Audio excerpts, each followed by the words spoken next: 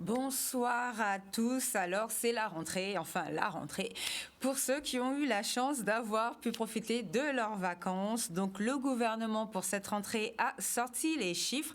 Ils ont sorti un rapport au niveau du ministère de la Santé qu'on a été chercher afin de vous le présenter. Vous allez voir tout de suite, ça va s'afficher. Ce sont les cartes graphiques. Ils ont essayé de faire un petit peu un point, un compte-rendu de toutes les données qui ont été extraites à partir du 20 juillet. Là, la lecture, ce sont les personnes complètement contaminées qui représentent complètement vaccinées.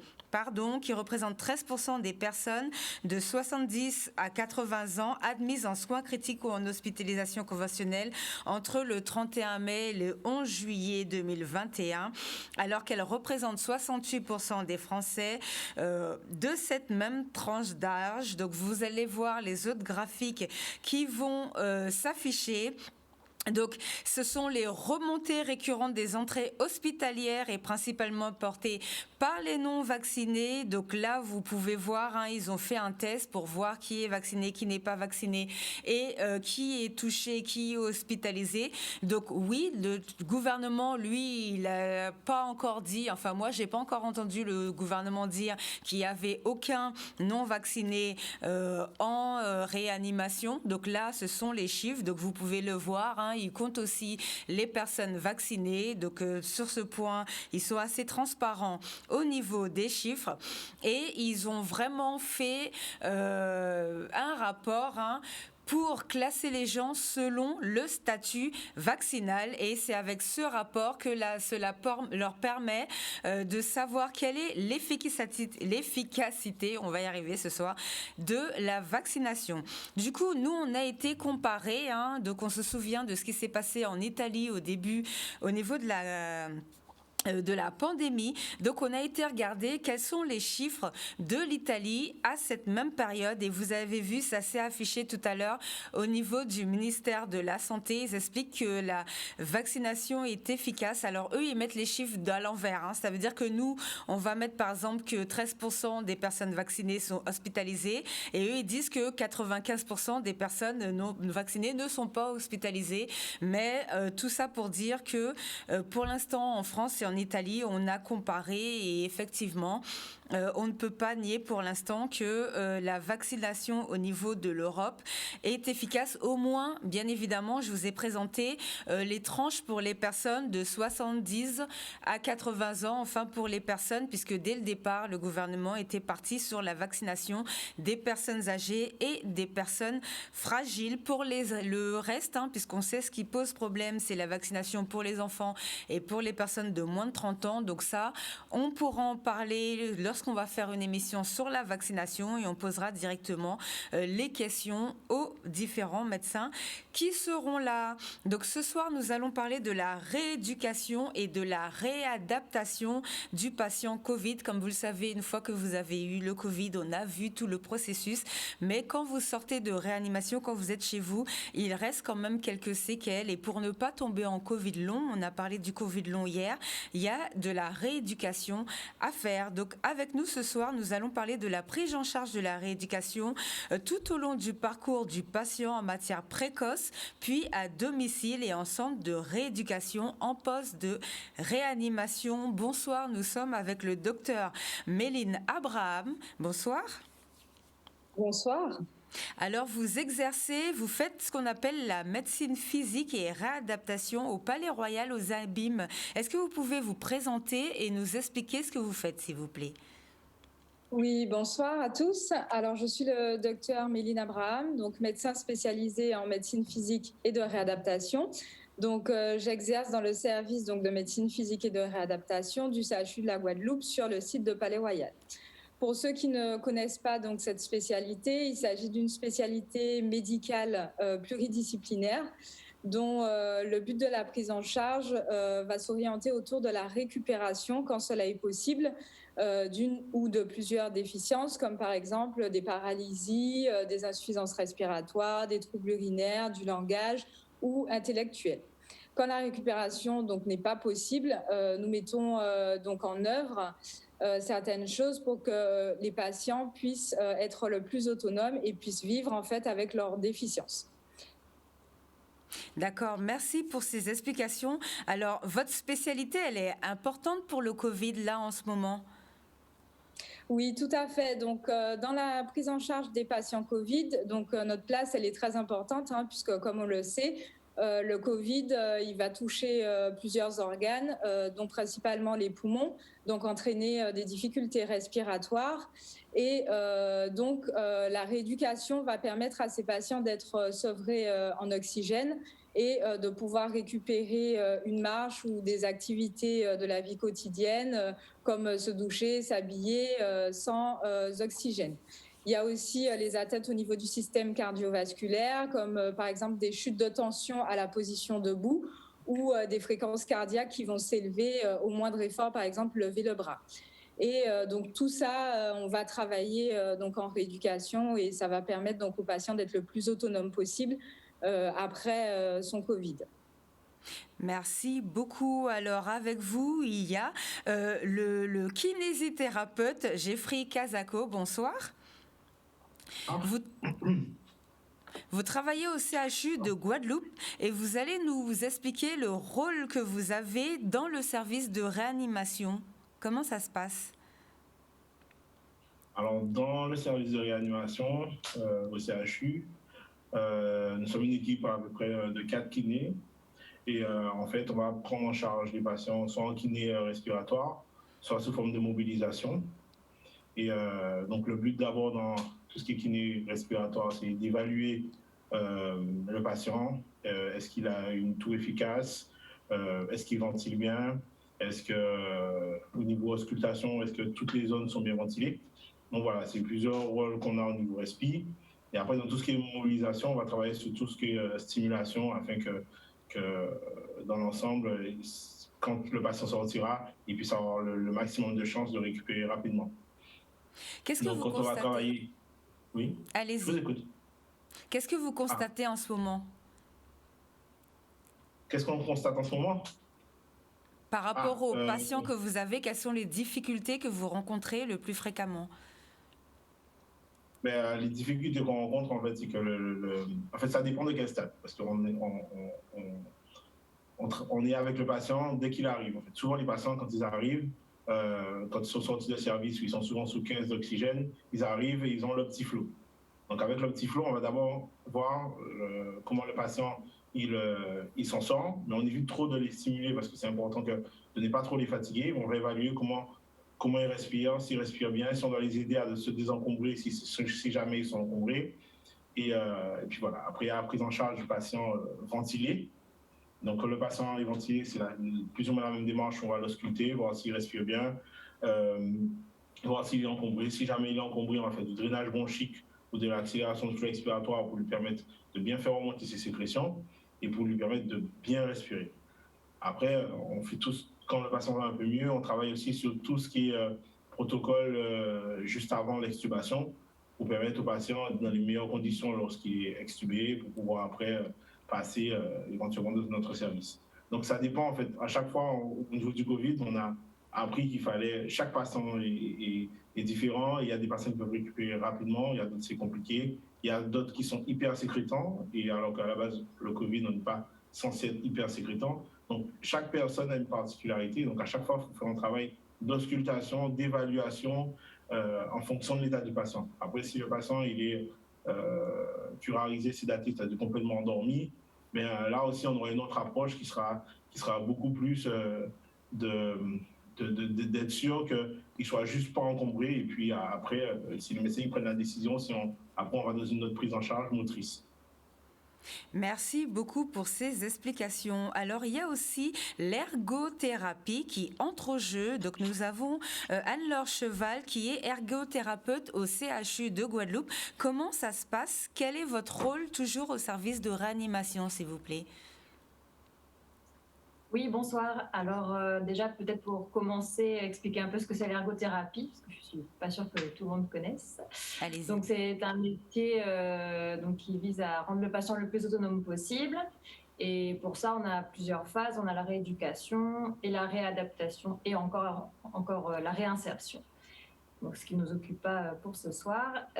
Donc, moi, en service de réanimation, j'interviens en équipe pluridisciplinaire avec mes collègues kinés et orthophonistes.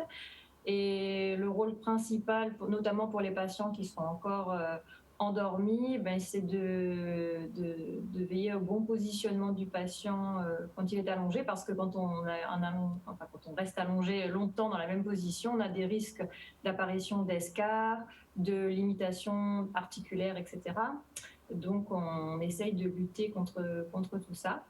Et après, quand le patient commence à être un petit peu plus conscient, on commence avec les kinés, la stimulation globale cognitive et motrice. Et donc, avec les kinés, la stimulation motrice, le début du travail de l'équilibre, etc. C'est principalement ce qu'on fait, ce que je fais en tant qu'ergo dans le service de réanimation. Merci beaucoup pour toutes ces informations et avec vous, une orthophoniste, toujours au CHU, donc Audrey Bélez. Pourquoi est-ce qu'il y a besoin d'une orthophoniste en service de réanimation Covid? Alors, bonsoir.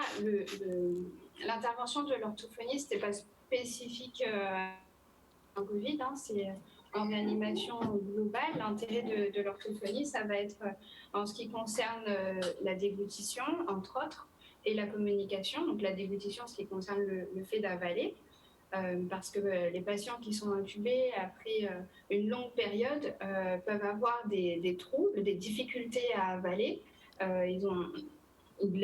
La sonde d'intubation peut avoir un impact sur la mobilité des structures qui interviennent dans la déglutition, et aussi au niveau de la voix, donc en l'occurrence les cordes vocales.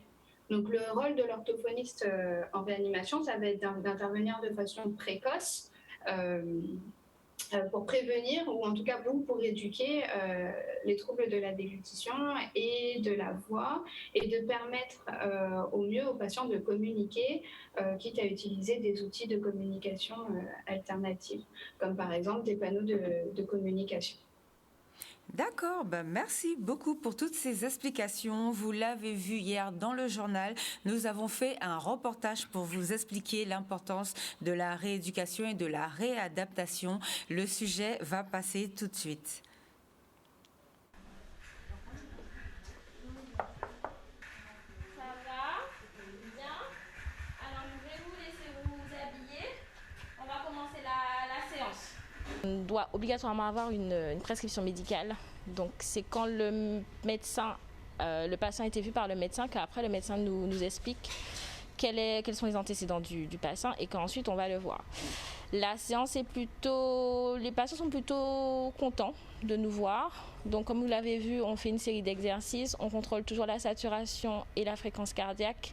Donc la saturation, c'est vraiment grosso modo la quantité d'oxygène qui passe dans le corps et qui va oxygéner les différents organes. On essaye de ne pas dépasser 94-93%. Bon, des fois les patients descendent un petit peu plus. On a des patients qui désaturent, donc qui descendent à 88-87%. Dans ce cas-là, en général, on augmente la quantité d'oxygène pour voir s'il remonte. On attend, et si vraiment la personne met beaucoup de temps à resaturer, on arrête la séance et on prévient le médecin qui après prend le relais. Les exercices sont adaptés, c'est-à-dire que là vous avez vu une patiente qui est plutôt bien, car elle marche, elle arrive à se mettre debout. On a des patients qui ne sont pas aussi bien, donc on a des patients qui ne sont pas du tout autonomes, qui ne peuvent pas bouger, qui ne peuvent pas se mettre debout. Donc effectivement, on adapte la prise en charge en fonction de l'état du patient. Si le patient ne bouge pas, on va faire des mobilisations, on va essayer de le stimuler, on va essayer de l'asseoir au bord du lit pour regarder un petit peu son équilibre, ce genre de choses. Quand les patients sont un peu plus autonomes, on fait ce genre d'exercice, on les fait marcher, on essaie de les faire marcher sur de plus longues distances, toujours en contrôlant la saturation et la fréquence cardiaque, parce que c'est vraiment ce qui est typique du patient Covid. Et après, quand ils vont mieux, ils vont sur le plateau technique où là, on leur fait faire encore plus de choses. Donc, il y a des escaliers, des distances plus longues, il y a du matériel, il y a du vélo, il y a des tapis de marche. Donc là, ils font une rééducation un peu plus poussée. Mais on regarde toujours les différents paramètres, donc saturation, fréquence cardiaque et la tension aussi, parce que la tension peut jouer. L'oxygène, c'est seulement pour les patients qui désaturent énormément à l'effort. Quand le patient va mieux, il n'a plus d'oxygène. On va quand même faire une réadaptation à l'effort, c'est-à-dire que même s'il n'a plus d'oxygène, il va être essoufflé rapidement sur des gestes de la vie courante. Donc le but de la rééducation, ça va être de lui permettre, sans oxygène, de retrouver une certaine autonomie pour que dans la vie de tous les jours, il ne soit pas essoufflé ou qu'il arrive à contrôler son effort. Voilà, donc le petit reportage qu'on vous a fait hier, un reportage d'Olivier Félix, pour que vous puissiez comprendre ce qui se passe après la réanimation. La personne doit être réadaptée pour avoir une vie classique. Franchement, cette maladie n'est pas non plus évidente. Alors maintenant, on va partir en Martinique pour savoir ce qui se passe en centre de rééducation avec Eusanne Varlin, qui est aussi kinésithérapeute, toujours au CHU de Martinique, et qui travaille au site de Margot Vulsin. Bonsoir. Bonsoir. Alors, est-ce que vous pouvez nous expliquer comment ça se passe pour vous en Martinique et ce que vous faites après quand vous êtes en centre de rééducation, s'il vous plaît? Alors oui, en centre de rééducation Martinique, donc on reçoit, on va dire, 2 types de patients. Les patients qui sont sortis de la réanimation, comme l'a décrit mon homologue guadeloupéen Geoffrey. Ce sont des patients où la rééducation sera un peu plus longue. Les patients sont parfois restés longtemps alités, donc il faut travailler sur tout ce qui est retournement et transfert pour aider le personnel soignant à la toilette, pour les soins d'hygiène, ou le personnel infirmier pour les éventuelles plaies à soigner. Progressivement, on va passer de la position couchée à assise. On essaie de faire le patient de plus en plus autonome, de participer à sa rééducation parce qu'il est resté longtemps alité, il a perdu en force motrice. Donc, on essaie de le renforcer à ce niveau-là. Progressivement, l'objectif, c'est qu'il se mette debout pour, par la suite, pouvoir marcher. À tout ça, on associe on continue le travail qui avait été fait au niveau respiratoire pour redonner aux patients une capacité pulmonaire pour être de plus en plus à l'aise dans ces gestes de la vie quotidienne. Et au fur et à mesure, on ira vers la marche progressivement et le renforcement, tout ce qui est équilibre, tout ce qui est vraiment moteur.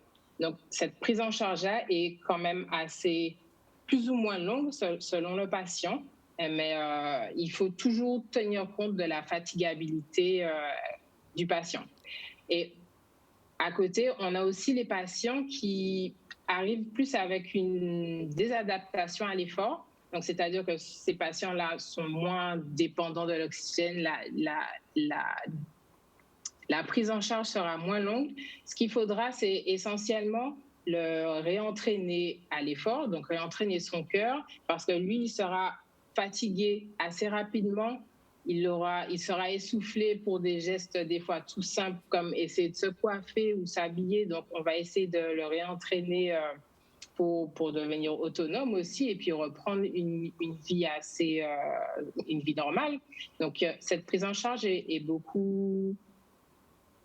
elle est moins longue. Il faut tenir compte aussi de la fatigabilité. Donc, à cela, on est associé avec un enseignant d'activité physique adaptée qui, conjointement, on va faire des exercices, des petits exercices. Donc, je vais le laisser décrire tout à l'heure, mais c'est beaucoup plus progressif. Englobé dans tout ça, il y a aussi les patients ont une crainte, donc, ils ont peur d'avoir des difficultés à respirer parce que pendant l'épisode aigu, c'était assez difficile. Donc, ces patients, il faut les écouter, les rassurer, essayer de dédramatiser parce que, alors, malheureusement, je n'ai pas bien entendu ce que disait la collègue sur le reportage, mais ce sont des patients qui vont faire très attention à la saturation, au moindre petit chiffre qui ferait peur, donc ils ont peur, ils n'ont pas forcément envie de faire des choses, donc il faut essayer de les rassurer et leur faire prendre conscience de leur capacité et essayer un peu plus de s'écouter pour savoir quand prendre du repos, quand faire quelque chose. Voilà, globalement, c'est ça. Merci beaucoup pour le travail que vous faites et pour ces explications. Donc, on part du côté d'un enseignant en activité physique adaptée au CHU, toujours en Martinique. Hier, on en a parlé aussi. C'est Sandro Lopa. Bonsoir. pas tous. Alors, comment ça se passe pour vous en centre de rééducation en Martinique? Alors, comme disait ma collègue Uzanne juste en amont, c'est vrai qu'on réalise des activités physiques adaptées avec les patients, donc en sortie de réanimation quand ils ont commencé déjà à marcher un petit peu. Même assez, on commence déjà à les mobiliser. Donc, grâce à l'équipe pluridisciplinaire avec laquelle on est entouré, donc les kinés, les ergothérapeutes, donc on essaie d'une part de réaliser des ateliers de marche. On fait aussi des exercices qui sont fractionnés avec beaucoup de récupération pour qu'ils prennent conscience aussi de la respiration et avoir des temps de respiration, des temps où en fait on leur sort de l'état de dyspnée sur lequel ils étaient. Donc grâce à ces outils, on utilise souvent les sacchéromètres et aussi de nombreux tests, tout ce qui est tests de marche, tests assis debout, pour aiguiller les patients, pour leur montrer qu'ils sont sur la bonne voie. On essaie souvent d'utiliser des activités quand même ludiques pour qu'ils prennent aussi plaisir pendant leur reconduction dans l'effort. Donc on utilise des activités comme du bel air, ou de la boxe. On essaie de varier un petit peu les activités pour pratiquer toujours, donc avoir une dépense et toujours mesurer et contrôler grâce au sacchéromètre ou différents outils dont on a autour de nous, pardon. Mais on essaie vraiment de mettre le patient dans des notions de plaisir, de contrôle, de soi, d'apprentissage aussi de sa respiration, de prendre conscience en fait il faut qu'ils prennent conscience des différents états dans ils sont quand ils sont un petit peu fatigués, quand ils sont un petit peu à bout de souffle. Effectivement, comme disait ma collègue, c'est pas tout le temps, il ne faut pas tout le temps avoir les yeux rivés sur le sacchéromètre, mais il faut aussi qu'ils reprennent confiance en eux et qu'ils reprennent aussi un petit peu d'aise dans les activités qu'ils font tous les jours. Donc c'est un vrai défi et on essaie de leur donner des objectifs de qualité de vie, parce qu'il est vrai que les patients que l'on a sont vraiment très déconditionnés. Il y a des patients qui arrivent à récupérer assez rapidement. C'est souvent aussi parce qu'ils pratiquaient déjà une activité sportive.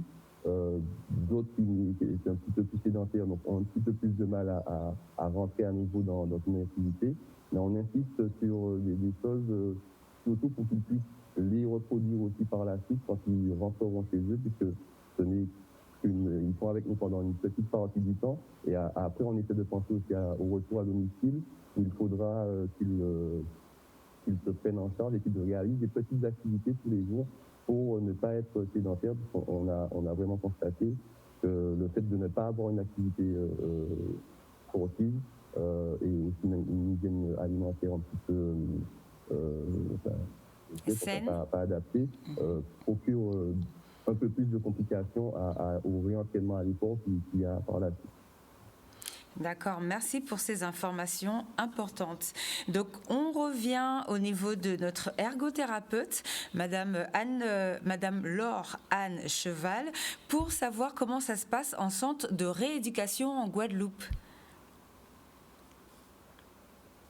Oui, alors du coup, on reçoit les patients à Palais-Royal, donc soit ils ont déjà commencé à être oxygénaux, ils sont indépendants au niveau de leur oxygène en arrivant à Palais-Royal, soit ils sont encore oxygénodépendants.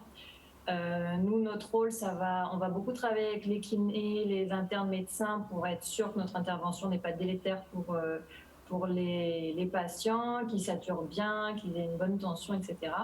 Quand on est sûr de ça, à ce moment-là, on va intervenir. Et donc nous, on va commencer par faire des bilans au niveau de la motricité, au niveau cognitif également, parce qu'il arrive quand même qu'il y ait des troubles cognitifs suite à une longue réanimation ou suite au Covid. Donc on s'occupe de ces deux parties et également de tout ce qui est autonomie en chambre. pour retrouver ensuite une autonomie à la maison, donc par des séances, on va à la toilette avec les patients, on essaie de leur trouver des petites astuces pour qu'ils y arrivent tout seuls, etc. On propose aussi des aides techniques si besoin.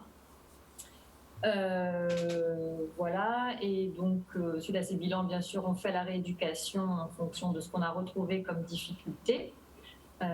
Et on a aussi toute une partie, donc ce que je disais, réadaptation.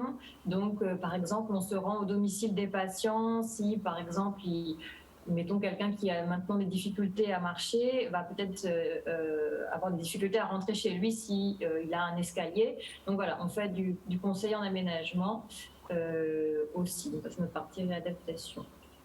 Merci. Voilà ce qu'on peut faire.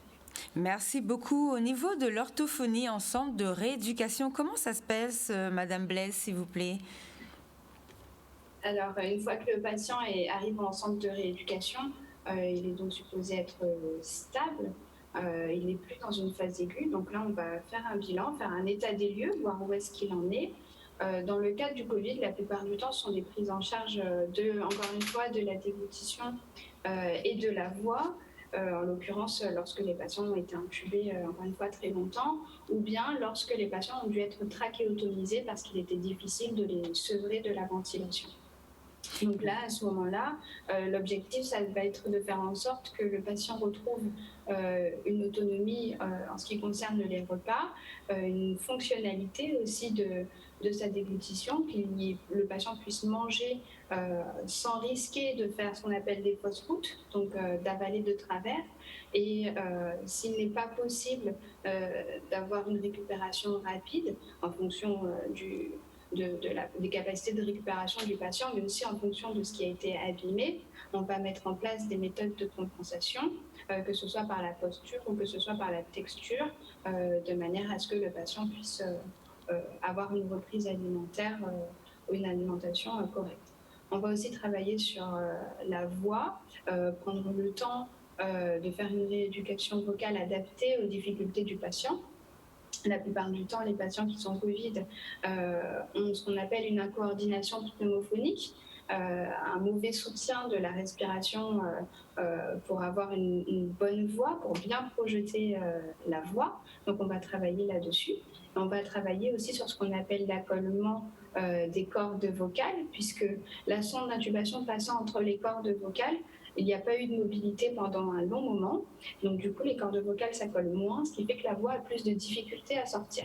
Donc, en orthophonie, c'est ce qu'on va faire en priorité dans le cas des patients Covid. Eh bien, merci pour toutes ces informations. Et avant d'ouvrir la ligne où vous allez pouvoir commencer à poser vos questions, on va faire un tour du côté de notre kinésithérapeute en Guadeloupe pour voir comment ça se passe après la rééducation au domicile, s'il vous plaît. Monsieur Kazako? Oui, je suis là. Allez-y, expliquez-nous comment ça se passe à domicile, en fait.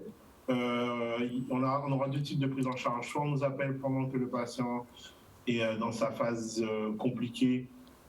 Et là, on nous appelle souvent pour du drainage bronchique que ce patient est encombré. Donc, il faut l'aider à expectorer pour que le patient puisse mieux ventiler. Et donc, là, souvent, on est dans une phase où il faut trouver le juste milieu entre avoir un geste efficace pour soulager le patient et ne pas trop fatiguer, puisque les patients Covid, ils ont cette particularité de désaturer très rapidement, ou sinon d'être en tachycardie. Donc, il faut savoir trouver le juste milieu. Après la rééducation, après le Covid, la réadaptation est très proche de celle qu'on fait en centre, avec moins de moyens, mais c'est essayer que le patient retrouve une certaine autonomie à la maison, le lever du lit, faire déjà quelques pas et vérifier que même après quelques pas, que la désaturation ne soit pas trop forte, et lui donner des techniques en faisant des pauses, en mettant des chaises à des endroits stratégiques de la maison pour pouvoir faire certaines choses. Et donc là, on travaille beaucoup plus d'accompagnement. Et voilà. Mais donc, quelles que soient les deux phases, toutes les façons, il faut travailler en binôme avec le médecin. C'est très important parce que souvent, dans l'urgence, on a besoin de choses, de prescriptions pour que le patient puisse facilement se sentir à l'aise à la maison et surtout que c'est déjà pas évident, mais c'est très important en fait qu'il y ait ce binôme entre le médecin et le thérapeute afin que le patient ait tout ce qu'il faut pour pouvoir évoluer à son domicile. Alors, j'en profite pour vous poser une question. Nous avons eu un téléspectateur qui nous a appelé il y a quelque temps pour nous dire qu'il est guéri du Covid, mais qu'il tousse. Est-ce qu'il peut se rapprocher de vous, les gens qui toussent encore, pour ce genre de choses? Est-ce qu'il faut qu'ils voient, pour savoir si tout fonctionne bien, qu'ils aillent faire un tour? Comment ça fonctionne dans ces cas-là?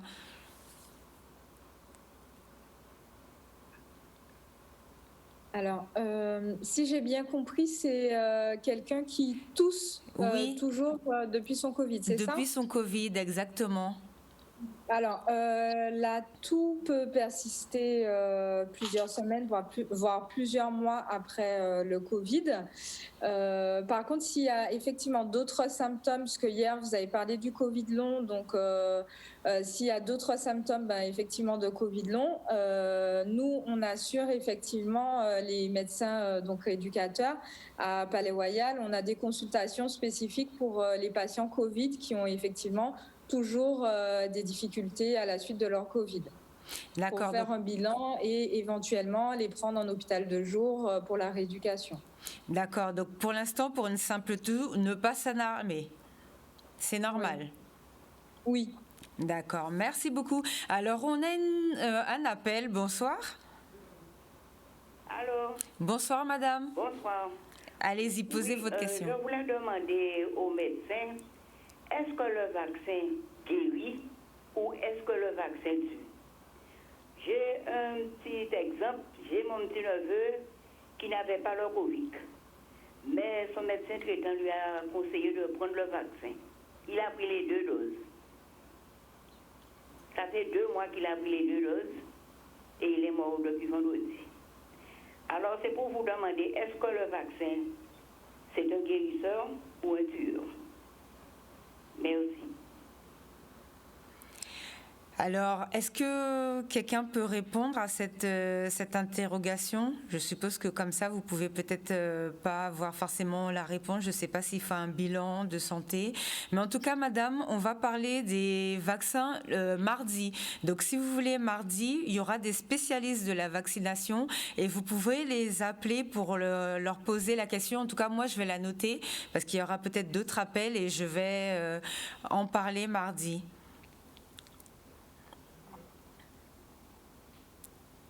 Est-ce que quelqu'un au niveau des médecins peut intervenir?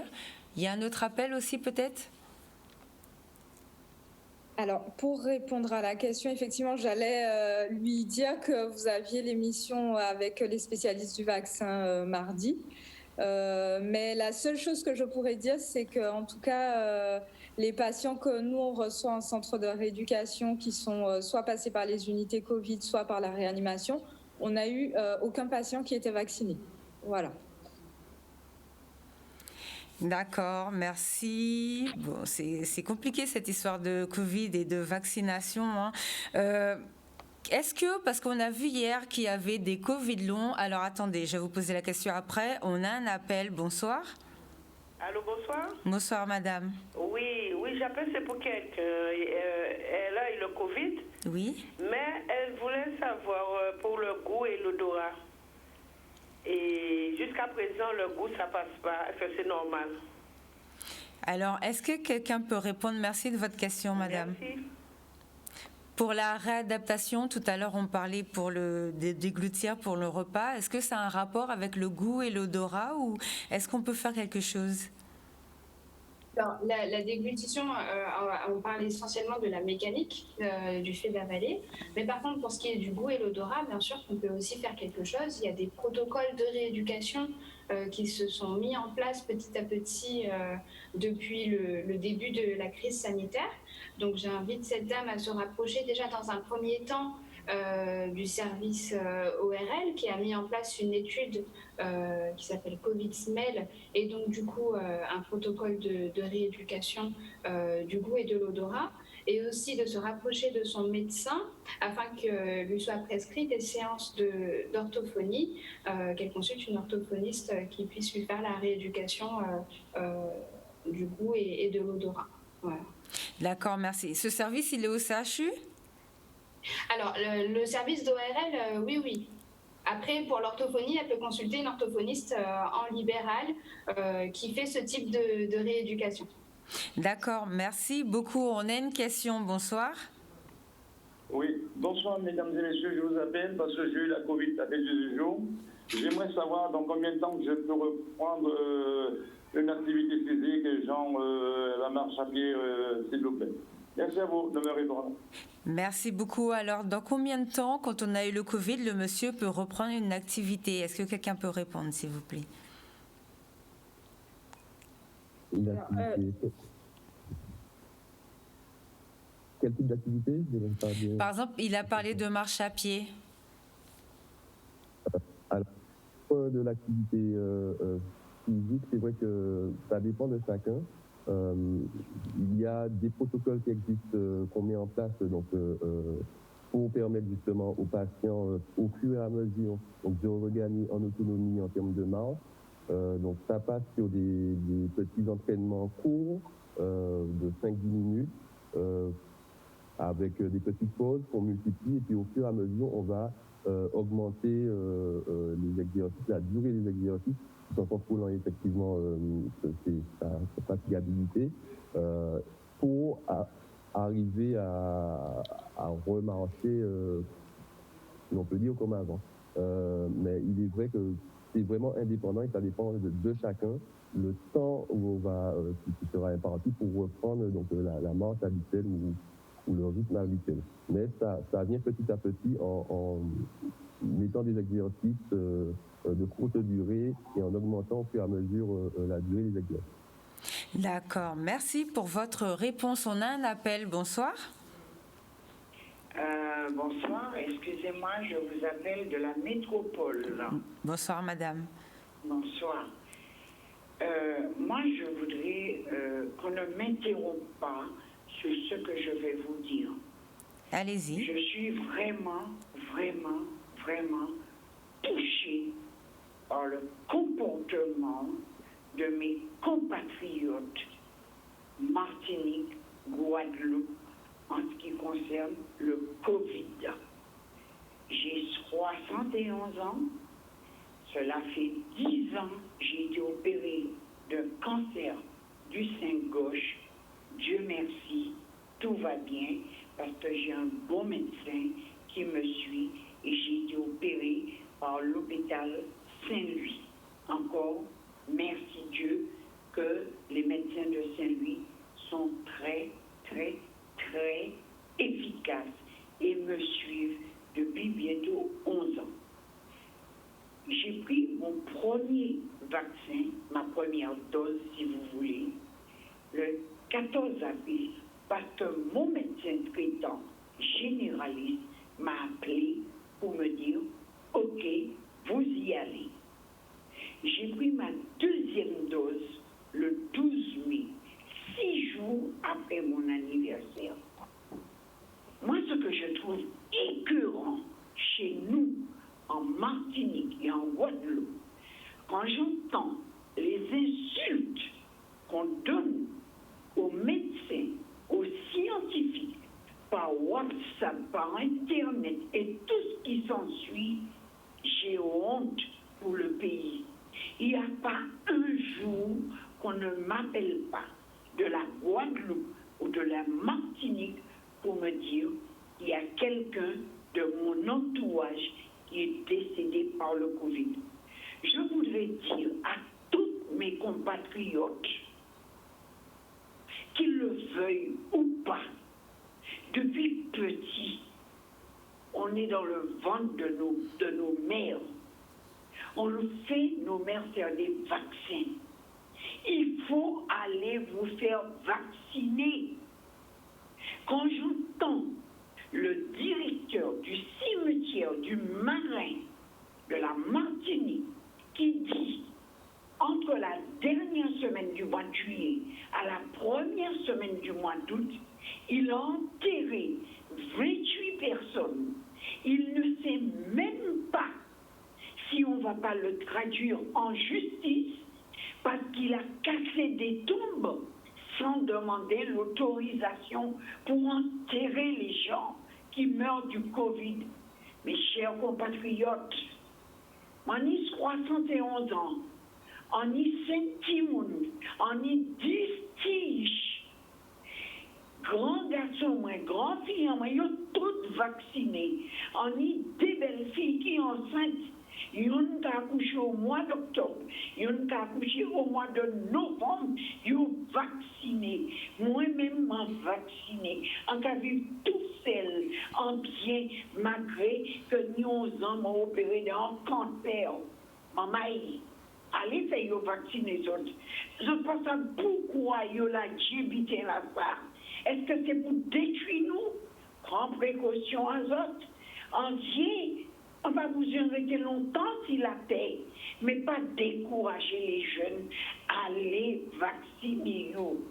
Moi-même, je dis, et on dit toutes les amis en moi, qui famille en moi, si on est venu à moi, 4 ans moi, il faut vacciner. Si on ne pas vacciner, il ne faut pas rentrer à 4 ans moi.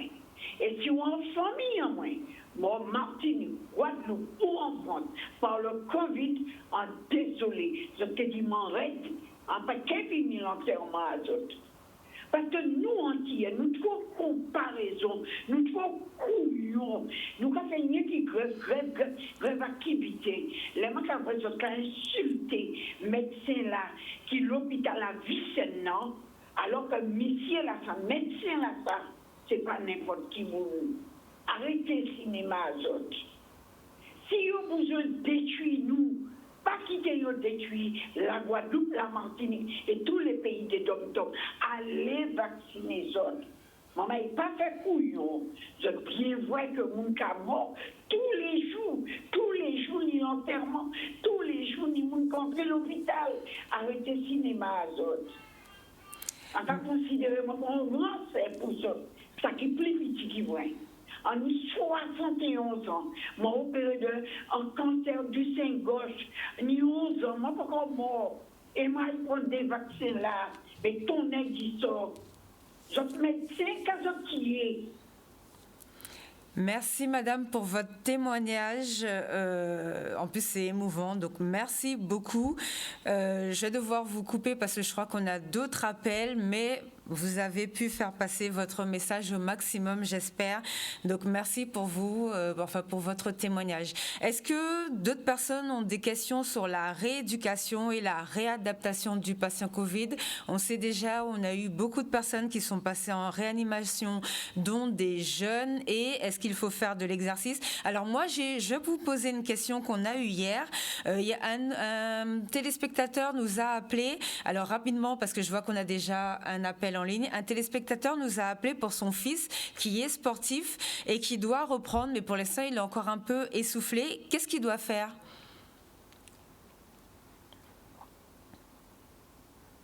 Peut-être Geoffrey Kazako peut-être pourrait nous répondre?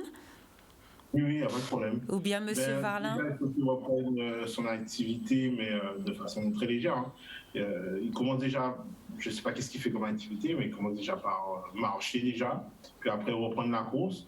Mais dès qu'il sent que son essoufflement est dur à maintenir, en fait, qu'il fasse une pause et puis qu'il reprenne. Donc, il faut y aller étape par étape. Ça ne va pas être évident au début, mais c'est vraiment ça. Il ne faut pas forcément s'acharner, mais plus partir faire des pauses pendant 2 minutes, le temps de faire redescendre un peu la fréquence cardiaque et refaire remonter un peu la SAT et puis reprendre au fur et à mesure. Mais il faut vraiment y aller step by step. Et puis au fur et à mesure, il va se rendre compte qu'il va se sentir de plus en plus à l'aise. C'est vraiment un réentraînement à l'effort. Il faut réhabituer le corps à des efforts intenses, réhabituer le corps à ce que les échanges se fassent de plus rapidement et que le sang soit mieux pompé par le cœur. Donc c'est vraiment un vrai réentraînement, comme si un peu encore on réapprenait à marcher. D'accord, merci beaucoup. Alors, on va prendre une dernière question parce qu'il nous reste 5 minutes et j'ai des informations rapides à vous faire passer. Bonsoir. Bonsoir. Bonsoir, madame. Allez-y, posez votre question sur la rééducation. Je vous demande, comme moi, je suis diabétique, Mais j'ai un vaccin que je prends pour la grippe tous les années. Et si par exemple, moi, je prends ce vaccin, on dit maintenant d'aller prendre, si je prends ce vaccin, qu'est-ce que ça va me faire pendant que je prends le vaccin de la grippe? Parce que je le prends tous les années. Alors, ce que je vais faire, parce que les médecins qui sont là ne pourront pas vous répondre, ce sont des spécialistes de la rééducation. Donc, je vais noter votre question et je la poserai mardi à nos spécialistes de la vaccination. Est-ce que ça vous va? Mardi? Oui. On ne peut pas donner la réponse. Je ne sais pas, je vais leur poser la question, mais ils ne sont pas spécialistes. Si quelqu'un prend le vaccin de la grippe toutes les années, oui. Elle peut prendre ce vaccin de Covid, ce vaccin-là. D'accord. Mon docteur me dit tout le temps que je vais chez lui, il me dit de prendre le vaccin. Bon, je ne veux pas prendre le vaccin si je prends ce vaccin-là, pour savoir quel effet ça va me faire. Parce que moi, je suis diabétique, j'ai des problèmes de santé, je ne voulais pas que j'aille prendre ce vaccin si je ne sais pas pour le vaccin de la grippe. Alors, très bien, j'ai noté votre question, je la poserai mardi, madame. Il y aura les spécialistes de la vaccination. Donc c'est bon. Alors voilà. Alors moi je vous demandais tout à l'heure. Oui. Alors tout à l'heure on a vu qu'il faut une ordonnance pour faire de la rééducation et de la réadaptation. Si les gens souffrent ou s'ils voient qu'ils ont des problèmes de souffle, ils ont juste qu'à retourner voir leur médecin, même s'ils sont pas passés en rééducation, enfin en réanimation, ou comment ça fonctionne? Oui, alors en fait, les patients, ils peuvent aller voir leur médecin traitant qui soit va juger nécessaire de l'orienter donc vers le médecin rééducateur, donc nous, soit il va juste prescrire la kinésithérapie en libéral. D'accord. Merci beaucoup de l'information. Est-ce que vous voulez rajouter quelque chose?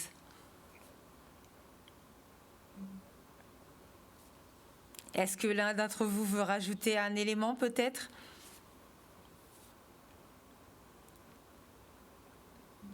Alors oui, je vais peut-être rajouter, parce que c'est vrai qu'on a ergothérapeute, orthophoniste, kiné et enseignant en activité physique adaptée. On n'avait pas de psychologue avec nous. Mais il faut savoir que c'est très important d'avoir des psychologues dans les centres de rééducation, même en réanimation, parce que ce sont des patients qui psychologiquement sont fragiles, qui vont présenter beaucoup d'anxiété et des syndromes dépressifs réactionnels, puisque forcément ils se retrouvent avec des déficits, avec des paralysies ou des difficultés à se mobiliser. Et donc forcément il y a une tristesse, un manque de motivation qui vont apparaître. Et donc les psychologues vont aussi permettre à ces patients de passer ces étapes difficiles. Et puis il y a aussi donc les soignants dans les centres de rééducation, les infirmiers et les aides-soignants qui participent également donc à la réadaptation de ces patients, parce que la rééducation ne se fait pas uniquement sur le plateau technique, mais aussi en chambre. D'accord, merci beaucoup de cette information. Alors moi, madame, j'ai noté votre question, vous en faites pas, mardi, nous allons parler de traitement et vaccination, comme je vous ai dit dès le départ, dès qu'on a commencé la semaine dernière. Donc je poserai la question au cas où vous n'avez pas le temps de passer, parce que c'est vrai que des fois, il y a pas mal d'appels.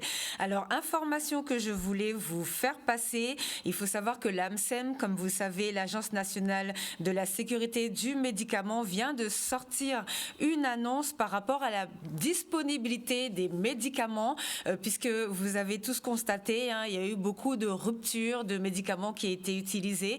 Donc, les médicaments d'intérêt thérapeutique majeur doivent désormais disposer d'un stock de sécurité de 2 mois. Donc, les laboratoires doivent s'organiser pour que les médicaments soient disponibles et pour qu'il n'y ait pas de rupture de stock, comme tout ce qu'on a pu entendre ces derniers temps.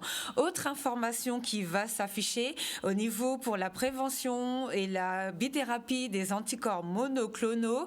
Allez-y, ça va s'afficher, vous allez voir. Donc, la bithérapie des prophylaxies est indiquée chez les patients de plus de 12 ans maintenant. Donc, ils ont tout simplement ouvert la disponibilité pour les personnes malades avant que les personnes ne fassent des formes graves. On pourra en parler pendant les traitements. Donc, les anticorps monoclonaux ont eu toutes les autorisations. Donc, c'est en train de s'ouvrir au fur et à mesure. Et il y a une deuxième affiche qui va s'afficher, toujours pour les anticorps monoclonaux. Et là, ce sont pour les personnes malades, enfin, qui ont plus de problèmes. Et ils peuvent se rapprocher de leur médecin. Mais au moins, maintenant, on sait qu'au niveau des traitements, il y a une ouverture, on va dire, peut-être un petit peu plus de bonnes informations pour ce week-end. Donc voilà, on va finir la semaine sur ces informations. Très important avant de vous quitter, puisque je vais laisser la place à Harold, il y a beaucoup de reportages qui sont sortis sur le Covid-19. Je vous invite à aller regarder le reportage qui a été fait au CHU de Martinique. Vous allez le trouver sur leur page YouTube ou bien sur leur page Facebook. Vous pouvez aussi aller voir les reportages qui ont été faits par BFM TV et qui sont pas mal. Donc, à lundi, nous allons parler des traitements, de la vaccination et de tout ce qui manque. Donc, les apports de la science sur les connaissances du virus et ses variants. Ça, ce sera notre sujet de lundi. Bonsoir à tous.